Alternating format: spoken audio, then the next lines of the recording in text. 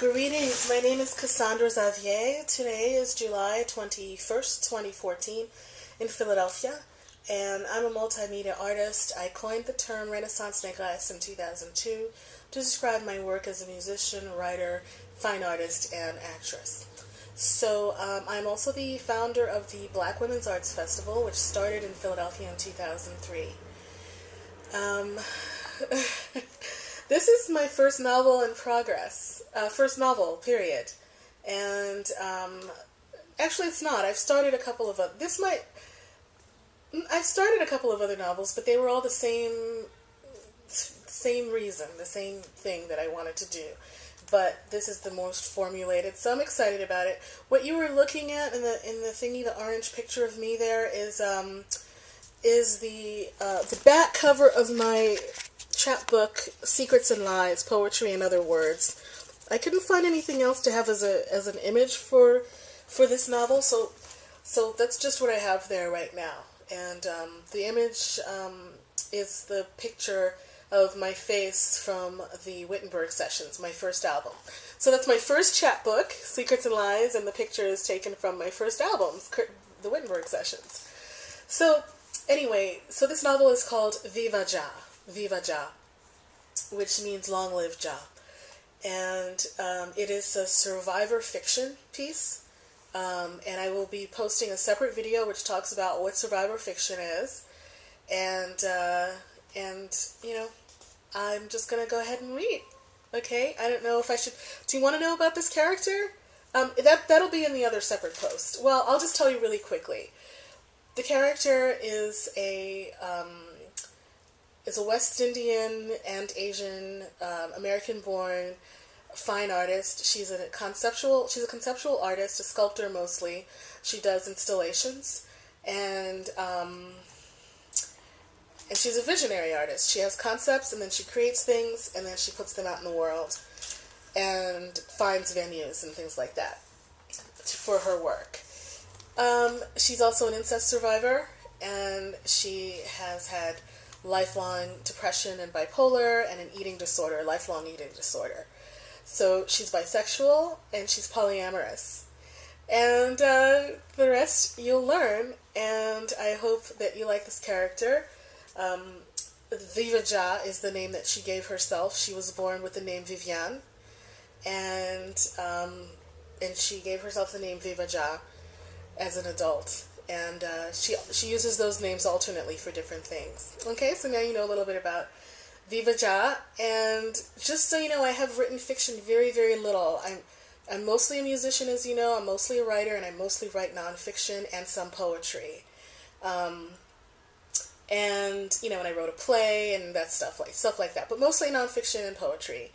And the only piece I've ever published of fiction was called Out at 8, I believe, something like that. It was published in GBF magazine, which stands for Gay Black Female magazine, a long time ago, and it was about an 8-year-old girl. She's black, and she's out to her family, and her family is supportive, and she goes to church with them, and there are a lot of out people in church, and she has a great relationship with her dad.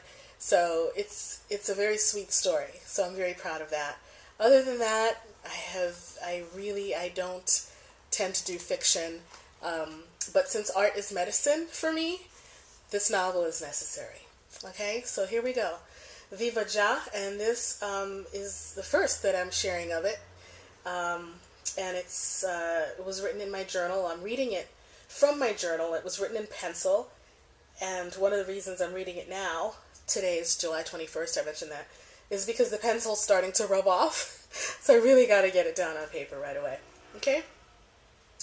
So Thursday, July 17th, VivaJah. This is the beginning of my novel, you guys.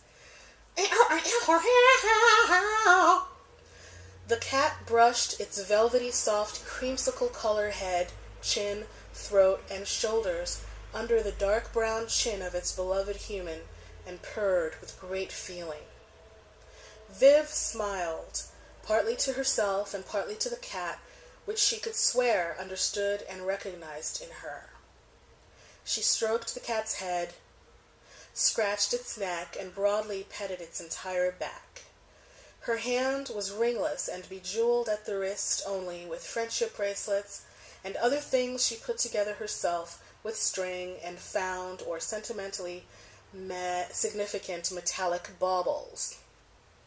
Couscous, she smiled, imagining she said it in a returned purr, if humans could purr. What is it, sweetie? I know you're not hungry, I just fed you, and it's too warm for you to be this cozy. Viv had noticed some years back that cats were particularly affectionate in chillier climates and particularly scarce when it was hot. Then she remembered, oh, I'm leaving soon, is that it, smart girl? Her conceptual art installation in Berlin wasn't scheduled for another month, but she was going to leave for Germany in the following week. How on earth the cat knew this, Viv had no idea. This is how witches work, she thought. This is what familiars do. Yes, she confirmed, looking the cat in the eye. I will be leaving next week and gone for a month, but you will have the most delightful company. Once again, Viv felt truly grateful for and lucky to be bisexual and polyamorous, for both the lesbian and poly communities were known to produce long-lasting friendships, family of choice, and intentional community, including and sometimes especially with one's exes. True to form, Viv had not one but two ex-lovers scheduled to couscous sit while she was showing her art installation, living, loving, and exploring in Germany the following month. Kathy, from Viv's early stint in women's community as an almost separatist baby dyke, and Roberto, a bisexual polyamorous Mexican who'd not so long ago come to the U.S. Alright, I'm going to stop here, and I'll come right back for the next part, for part 2. Bye!